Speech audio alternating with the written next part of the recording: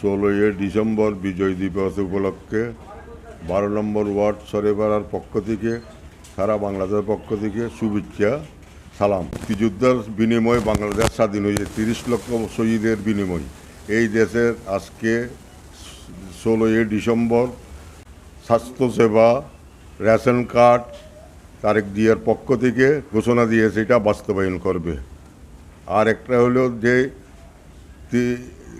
31 দফার বিরুদ্ধে খাল কাটা, জিয়া রহমানের যে খাল কাটা কর্মসূচি করেছে, সেটাতেই যে বাংলাদেশের জন্য বাংলাদেশের দরিদ্র শেষ হবে। কারণ এই খাল কাটাতে দেশের 4টা উন্নয়ন হবে কৃষি ক্ষেত্রে। যখন পানি বেঁচে যাবে তখন এই খাল খাটা যদি শেষ হয়ে খালের ভিতর নামবে, যখন উদিনকাল আসবে তখন পানি এখান থেকে কৃষিকরা নিয়ে কৃষিকাজ করতে পারবে। তৃতীয় নম্বর হলো যে খালের চতুর্পাশে যে কৃষিকাজ করতে পারবে।